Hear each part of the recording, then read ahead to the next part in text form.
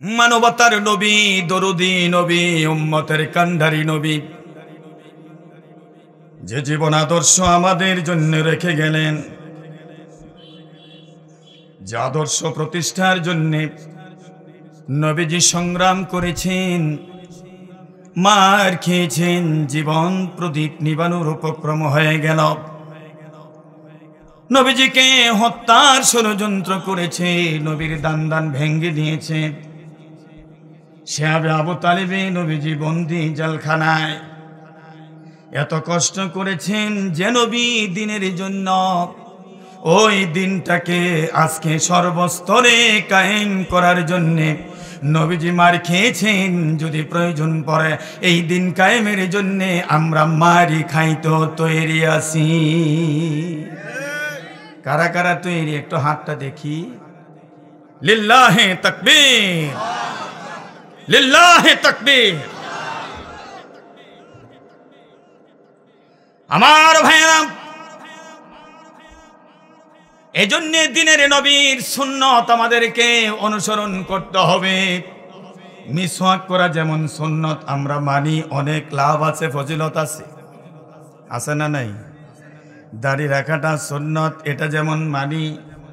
পাগড়ি বাঁধাটা সুন্নত, এটা যেমন মানি। দিনের নবী আল্লাহর দিন কায়েমের জন্য মার খেয়েছেন, ওই সুন্নতটাও আমাদের মানতে হবে। কথা কোন ঠিক কিনা? নবীজি যেমন সমাজ সংস্কারের কথা বলেছেন, সমাজ গঠনের কথা বলেছেন, সমাজ চালিয়েছেন, এমনি ভাবে আল্লাহর রসুল মানুষকে ইসলাহ করেছেন। এমন একদল সাহাবী কেরাম তৈরি করেছিলেন, দিনের বেলায় তারা মাঠে কাজ করত, দিনের নবীর সাথে আবার দাওয়াতি কাজে বেরিয়ে যেত। দিনের ওপর কোন আক্রমণ হলে জিহাদের ময়দানে সৈনিকের বেশে যুদ্ধ করত। আবার গভীর রজনীতে মশাল্লা বিছিয়ে চোখের পানি ছেড়ে দিয়ে দিয়ে তারা কাঁদত। এমন একদল আধ্যাত্মিক চেতনা সম্পন্ন লোক যে ময়দানে তৈরি হয়ে যাবে, ওই ময়দানে আল্লাহর দিন কায়েম হয়ে যাবে। আল্লাহর দিন কায়েমের জন্যে এমন একদল আধ্যাত্মিক চেতনা সম্পন্ন লোকের আজকে বড়ই প্রয়োজন, যারা কাজও করবে, তাহাজ্জুদের নামাজও পড়বে। কথা কোন ঠিক কিনা? তাহাজ্জুদের নামাজ মানুষের ইজ্জত বাড়ায় নাকি কমায়? জোরে জোরে কোন বাড়ায় না কমায়? আল্লাহ রাব্বুল আলামিন বলেন, وَمِنَ اللَّيْلِ فَتَهَجَّتْ بِهِ نَافِلَةً لَكَ عَسَىٰ أَن يَبْعَثَكَ رَبُّكَ مَقَامًا মাহমুদা। জোরে জোরে কোন সুবহানাল্লাহ। আল্লাহ রাব্বুল আলামিন বলেন, গভীর রজনীতে যে ব্যক্তি তাহাজ্জুদের সালাতে চোখের পানি ছেড়ে দিয়ে সেজদাবনত অবস্থায় এই নফল নামাজ আদায় করে, আসা আইয়াবা আসাকা রব্বুকা মাকামাম মাহমুদা, আশা করা যায় আল্লাহ রাব্বুল আলামিন ওই লোককে মাকামে মাহমুদ তথা প্রশংসিত সিংহাসন দান করবেন। জোরে জোরে কোন সুবহানাল্লাহ। আমার ভাইয়ানা, মুসলমানদের ইতিহাস তো এমন ছিল, মুসলমান দিনের বেলায় ঘোড়ার উপর সওয়ার হয়ে তরবারি নিয়ে যুদ্ধ করত। রাতের বেলায় বিছানায় আরাম করে ঘুমায় নাই, রাতের বেলায় তাহাজ্জুদের সালাতে চোখের পানি ছেড়ে দিয়ে কেঁদেছে। কথা কোন ঠিক কিনা? তখন মুসলমানের সংখ্যা ছিল কম, কম সংখ্যক মুসলমান তামাম পৃথিবী বিজয় করেছে, জয়লাভ করেছে। আর এখন মুসলমানের সংখ্যা বেড়ে গেছে, কিন্তু তামাম পৃথিবীর জমিনে মুসলমান বড় অসহায়, নির্যাতিত। কথা কোন ঠিক কিনা? আমি যদি প্রশ্ন করি, ফিলিস্তিনে মার খায় কারা? জবাব দেন। কাশ্মীরে মার খায় কারা? মায়ানমার থেকে মেরে বাংলাদেশে 10 লক্ষ মুসলমান ঠেলে দিয়েছে কারা? বৌদ্ধরা। পৃথিবীর মানচিত্রের দিকে তাকালে খ্রিস্টানদের দিকে তাকান, মুসলমানকে মারে। ইহুদিদের দিকে তাকান, মুসলমানকে মারে। হিন্দুদের দিকে তাকান মুসলমানদেরকে মারে, বৌদ্ধদের দিকে তাকান মুসলমানদেরকে মারে। কিন্তু আল্লাহর কসম করে বলি, কোন মুসলমান অন্য কোন জাতির উপর হাত উঠায় না। এতে করে প্রমাণিত হয় মুসলমান পৃথিবীর জমিনে সবচেয়ে বেশি মানবিক, সবচেয়ে বেশি নম্র এবং ভদ্র জাতি। কথা কোন ঠিক কিনা? তাম পৃথিবীর 1450 বছরের ভিতরে কোরআন নাজিল হওয়ার পরে 1350 বছর মুসলমান বিশ্ব শাসন করেছে। পাক ভারতীয় উপমহাদেশে 850 বছর পর্যন্ত মুসলিম খেলাফত চলেছে। এর ভিতরে একটা প্রমাণ দেখাতে পারবেন না কোন মুসলমান কোন হিন্দুর উপর আক্রমণ করেছে, কোন বৌদ্ধর উপর আক্রমণ করেছে, কোন খ্রিস্টানকে আক্রমণ করেছে, কোন ইহুদিকে মেরেছে, অথবা ভারতবর্ষ থেকে কোন হিন্দুকে তাড়িয়ে দিয়েছে, এমন কোনো প্রমাণ পাবেন না। বরং মুসলমান শাসকগুলি যখন দেশ ছেড়ে চলে যাবে, হিন্দু লোকেরা বিলাপ করে করে তাদের জন্য কেঁদেছে, তাদের ব্যবহারে। কথা কোন ঠিক কি ঠিক না? ছোট্ট একটি ঘটনা আপনাদের সামনে আমি বলবো। বাদশাহ দিল্লির সম্রাট কুতুবউদ্দিন রাহিমাহুল্লাহ তাআলা, তিনি সিংহাসনে যখন বসলেন, কিছুদিন পর এক হিন্দু বুড়া মহিলা দিল্লির সম্রাট কুতুবউদ্দিনের কাছে বিচার নিয়ে এসেছেন। ও কুতুবউদ্দিন, তুমি আমার সন্তানের বয়সী, আমার ছেলে তোমার সেনাবাহিনীতে চাকরি করে, আমার ছেলে তোমার সেনাবাহিনীতে চাকরি করে বিদায় বাড়ি থেকে একটু দূরে থাকে। এই রাজপ্রাসাদের কাছাকাছি আমার বাড়ি। প্রতিদিন গভীর রজনীতে কে বা কারা আমার বাড়িতে হামলা করে আমার পুত্রবধূর ইজ্জত ছিনিয়ে নিতে চায়। তোমার কাছে বিচার দিতে এসেছি, হয়তো তুমি নিরাপদে আমাকে স্থান ছেড়ে অন্যত্র চলে যাওয়ার সুযোগ করে দাও, নতুবা আমার পুত্রবধূর ইজ্জত হেফাজত করো, অথবা আমার ছেলেকে তোমার সেনাবাহিনী থেকে আমার বাড়িতে পাঠিয়ে দাও।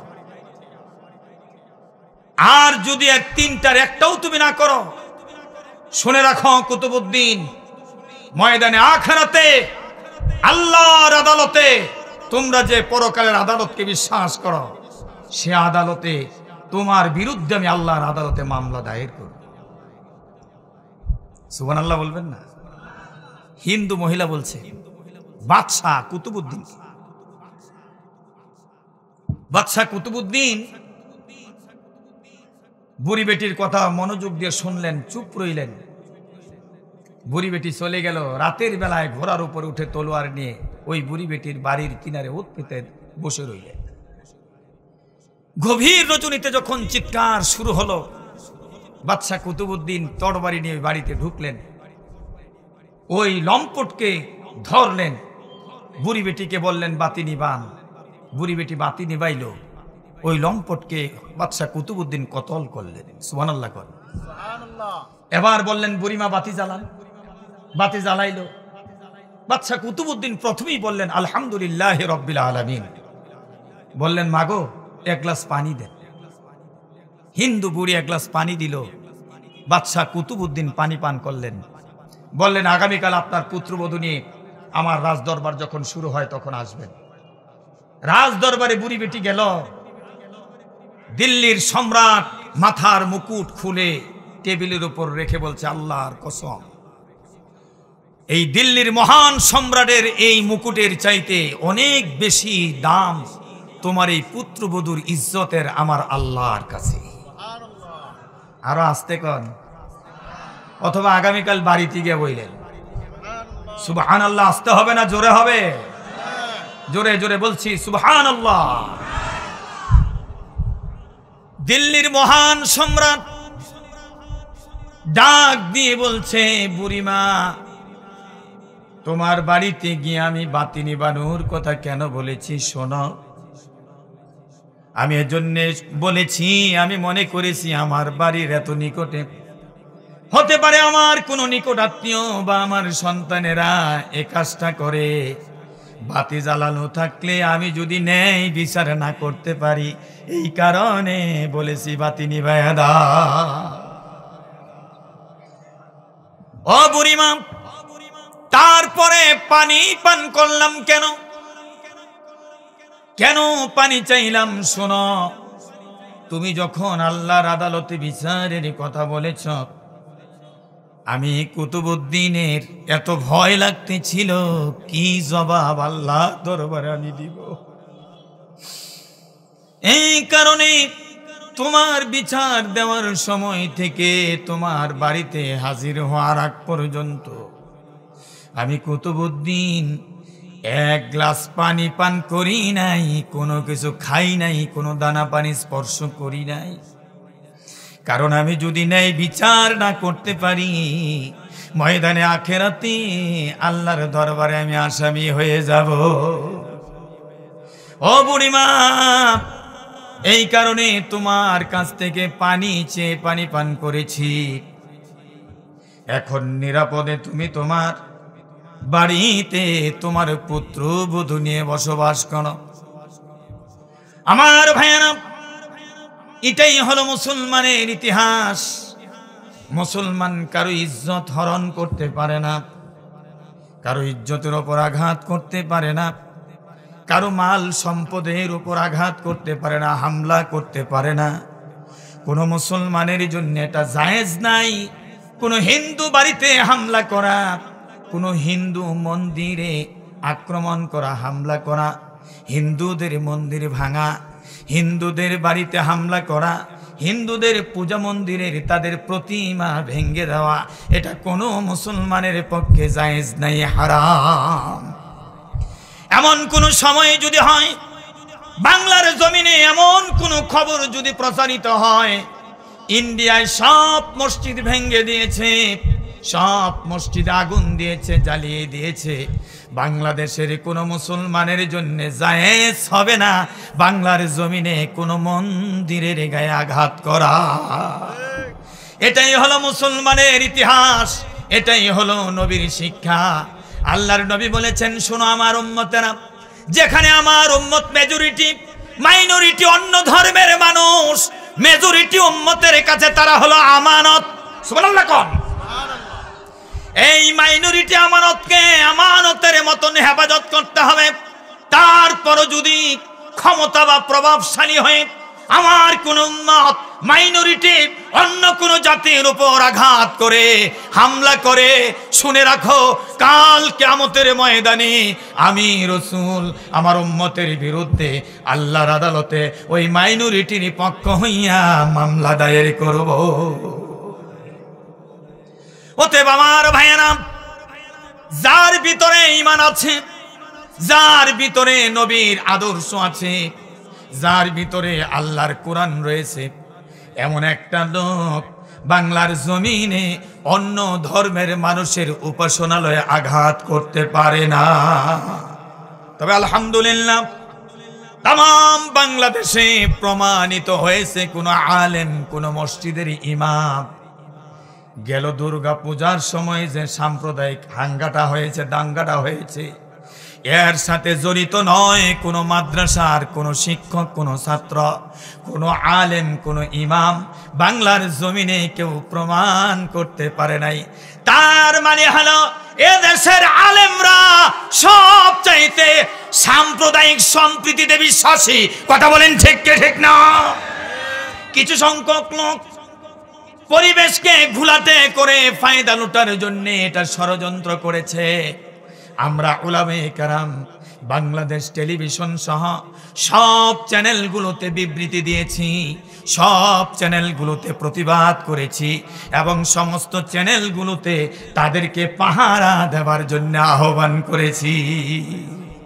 এটাই ইসলামের শিক্ষা, এটাই নবীর শিক্ষা।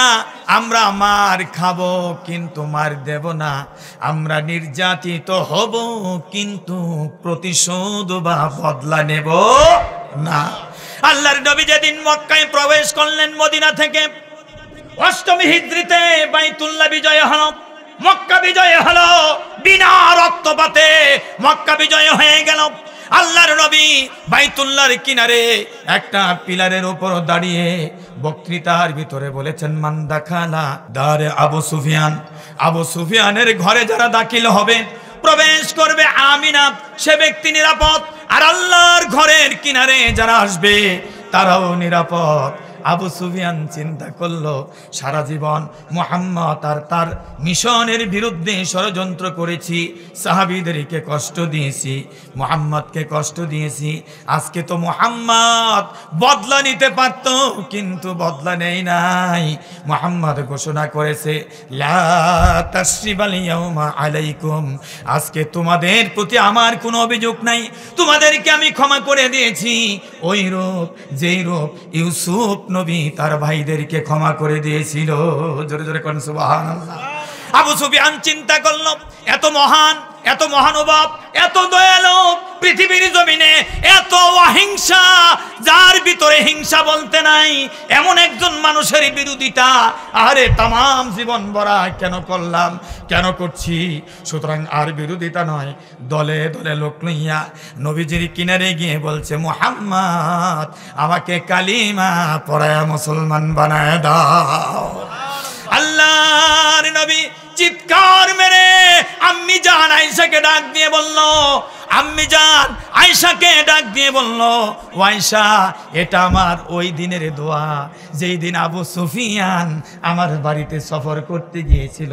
উম্মে হাবিবাকে আমার ছোট্ট কুরের ঘর দেখে ক্রিটিসাইজ করেছিল, আর আমি বলেছিলাম উম্মে হাবিবাকে, উম্মে হাবিবা সন্তান বাবার জন্য দোয়া করলে দোয়া কবুল হয়, আজকে তুমি কি দোয়া করো? উম্মে হাবিবা বলল, ইয়া রাসূলুল্লাহ, আমি কি দোয়া করব? আপনি এখানে উপস্থিত, আপনি একটু হাত তুলেন। আপনি হাত তুললে আল্লাহ হাত ফিরিয়ে দেয় না, আপনি হাত তুলেন, আমি আমিন আমিন বলি, আমার বাবার জন্য দোয়া করেন, আমার বাবা যেন কালিমা পড়ে মুসলমান হয়। জোরে জোরে কোন সুবহানাল্লাহ। ডাক দিয়ে বলে, আয়েশা রে, ওই দিন আমি আবু সুফিয়ানের জন্য প্রাণ ভরে দোয়া করেছিলাম, সে যেন কালিমা পড়ে মুসলমান হয়। আল্লাহ রাব্বুল আলামিন ওই দিনের দোয়া কবুল করেছেন। এই কারণে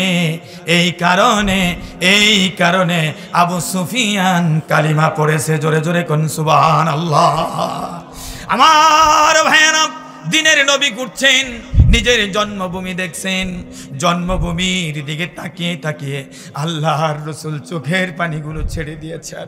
আল্লাহর নবী চিন্তা করলেন, এই তো আমার জন্মভূমি, এই তো আমার প্রিয় মক্কা, এই তো আমার সেই ইবাদতের জায়গা বাইতুল্লাহ, যেখানে আমি জন্মগ্রহণ করেছি, যেখানে আমি খেলাধুলা করেছি। 8টি বছর বড় অশান্তিতে ছিলাম, বড় কষ্টে ছিলাম, চোখের পানি ছেড়ে দিয়ে দিয়ে বিভিন্ন দৃশ্যগুলো দেখছেন।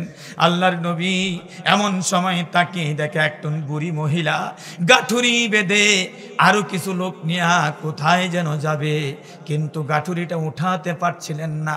দিনের নবী কিনারে গিয়ে বলছে, বুড়িমা, অনেক বড় গাঠুরি, এই গাঠুরি তো আপনি নিতে পারবেন না, উঠাতে পারছেন না, বলেন আপনি কোথায় যাবেন, কোন জায়গায় যাবেন? গাঠুরিটা আমাকে দেন, আমি একটু আপনার সাথে গাঠুরি মাথায় নিয়ে বহন করে নিয়ে যাই। সুবহানাল্লাহ। বুড়ি বেটি ডাক দিয়ে বলছে, আরে এই জামানায় তো এত ভালো ভদ্র যুবক আর দেখি নাই, কে তুমি? এত ভালো ভদ্র যুবক, এই সমাজে এমন যুবক পাওয়া বড় কঠিন, তুমি কে? নবীজি বলছে, পরিচয় যাই হোক, কোথায় যাবেন বলেন? গাঠুরি আমারে দেন।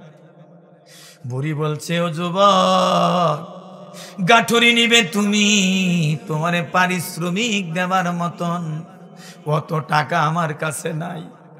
আল্লাহর নবী ডাক দিয়ে বলে, আপনি মায়ের বয়সী, আপনার কাছ থেকে কোনো পারিশ্রমিক নেব না, আপনার কাছ থেকে কোনো পারিশ্রমিক চাবো না, আমার মাথায় দেন। দিনের নবী আগে যায়, বুড়ি বেটি পিছনে।